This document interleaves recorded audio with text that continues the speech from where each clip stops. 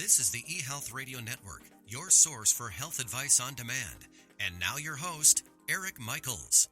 Thanks for joining us once again here on the eHealth Radio Network. This is your host, Eric Michaels. eHealth Radio gives you the most current health information, news, and advice featuring some of the leading innovators in healthcare and wellness who are changing healthcare as we know it. For more eHealth Radio reports, we invite you to visit our main radio channel site at eHealthRadioNetwork.com.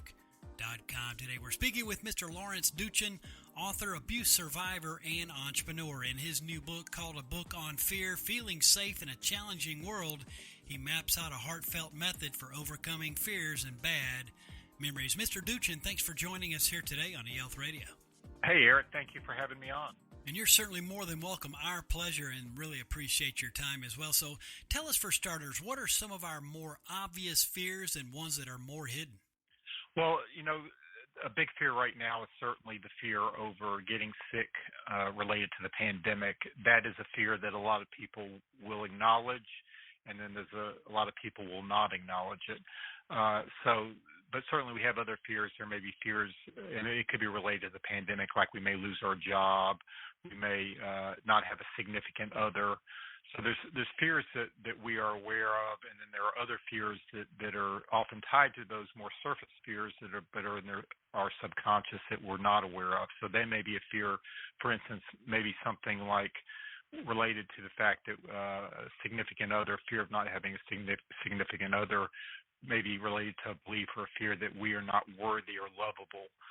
Many people who have been sexually abused or physically abused, have a fear of not being in control, especially if that happened in childhood. And then we certainly, a lot of us, or a large majority of the population, have a fear over, what happens at death. And so there's a lot of amalgamation of a lot of fears that reside within us. Certainly a great place to kick things off here today and to focus in on fear. Now, where does our fears actually come from, and why don't we recognize many of these fears that we have? Well, our fears are beliefs, and so we tend to have a lot of hidden beliefs, and so we have beliefs that kind of run underneath the surface and affect the operation of us, very similar to like a computer virus, but we don't recognize that. So our beliefs come from our conditioning, and that is multifaceted. So certainly we've each had certain kind of conditioning that happened in childhood. That could have been explicit or implicit. It could have been something, where we didn't feel lovable, or it could have been some kind of abuse. We can be conditioned in workplace situations by bosses who say that we, are not doing a good job, even if that's not true. We've been conditioned greatly by society because we're told, especially in the U.S., that we should all strive to reach the American dream, and that, it's like having a lot of money, great career, being well known, having successful children who go to great colleges, and that's kind of a nebulous concept that we're trying to reach. And so when we can't reach something, a certain level of success, we can't even define that level of success, we're going to be in a lot of fear. And then we've also we have beliefs that are coming from conditioning. They've done studies showing that there's intergenerational trauma, so that we take on trauma that's stored in our DNA from that past trauma that our ancestors went through. So we've been conditioned in many ways, and we each have our own unique filter or belief system through which we see things, and that kind of colors how we go through life.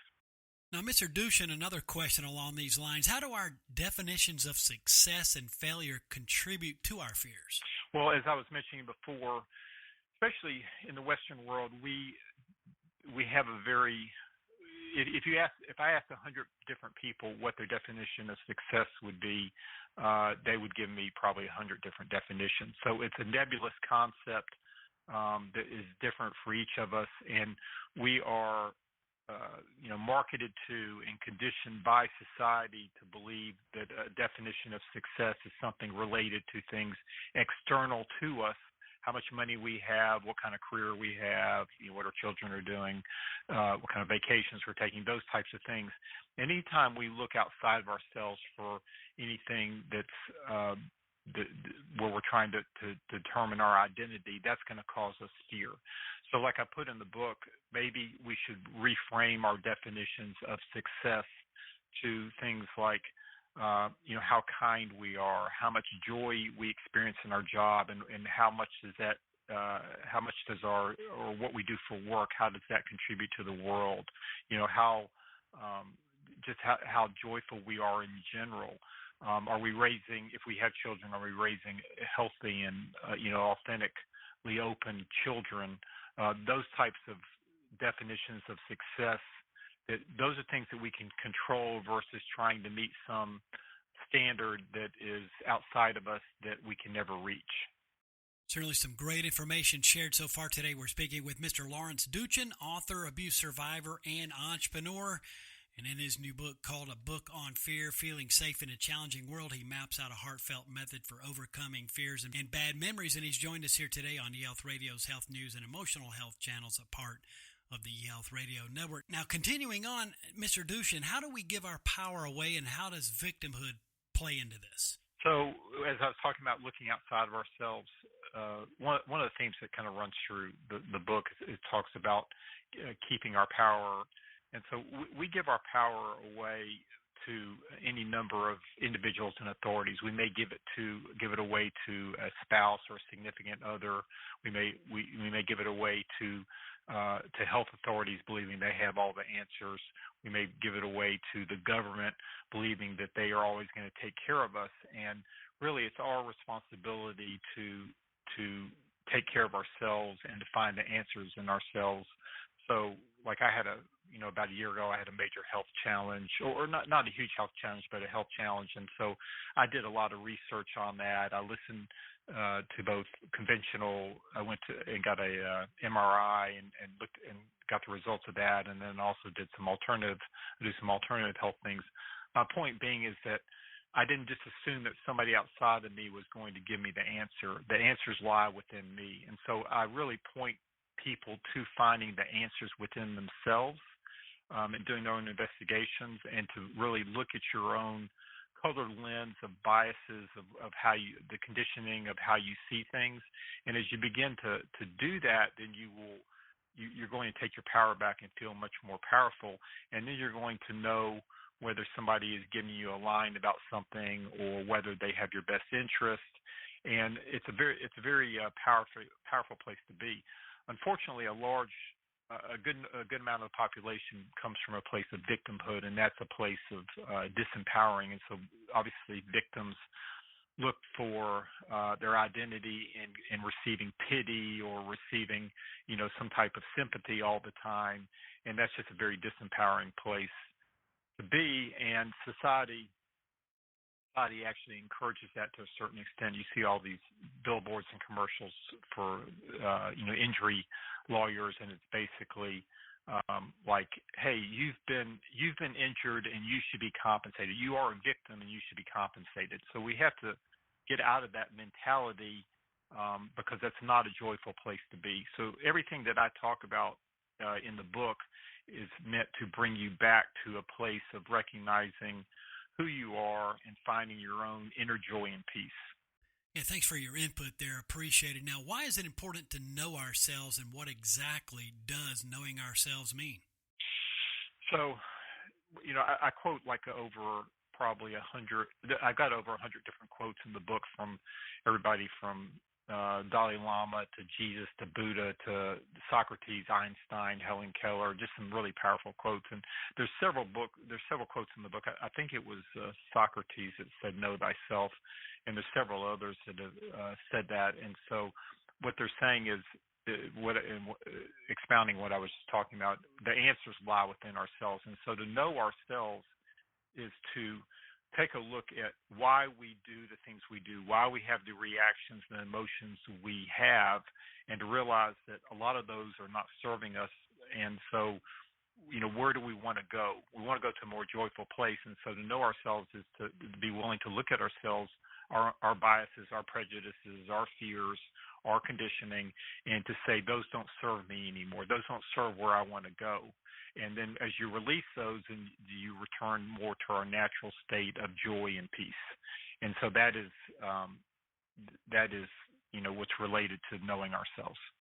One more question before we wrap things up here today. What would our lives in the world look like if gratitude, compassion, and forgiveness replaced fear? And what's your thoughts in those regards? Well, I think they would look like a type of heaven on earth, so to speak, because certainly we're in a world that's extremely polarizing and divisive, and we need to see that we are one humanity here.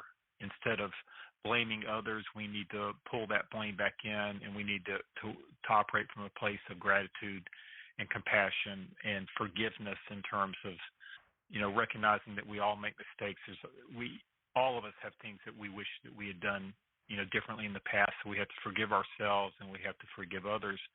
And as we begin to do that, we open our heart and we come from a more compassionate place, and then it kind of spreads in a very positive way. And we all, certainly the world, needs that badly now. And so if we can each individually take a look at ourselves and come and try and implement some of these practices of gratitude, compassion, and forgiveness, then we can truly create a different world than what's being reflected now.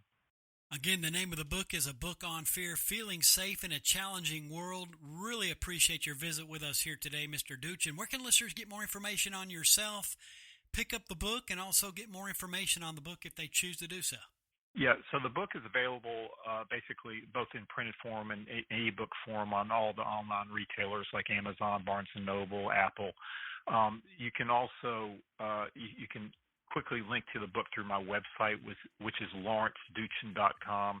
But if you go to a bookonfear.com, so ABOOKONFEAR.com, a bookonfear.com, it will forward to my website, and then you can link to the Amazon page to purchase the book. And then certainly, again, it's on other sites. So welcome anybody taking a look at the book. It's gotten some very good reviews, and I think it can be of help to a lot of people.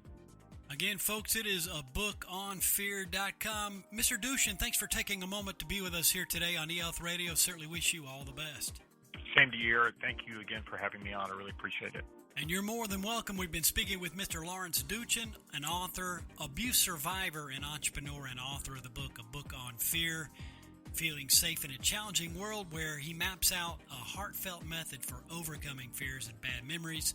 And for all the details, either visit abookonfear.com or lawrencedoochin.com. And again, this has been your host, Eric Michaels, and we do thank you for your continued support of the eHealth Radio Network. Join us again soon for another episode that will help further expand your knowledge on those things that are important to your health and wellness. For more eHealth Radio reports, we invite you to visit our main radio channel site at eHealthRadioNetwork.com. And as always, we do thank you for tuning in. Thanks for tuning in to the eHealth Radio Network. For more information or to subscribe to this podcast, visit eHealthRadioNetwork.com.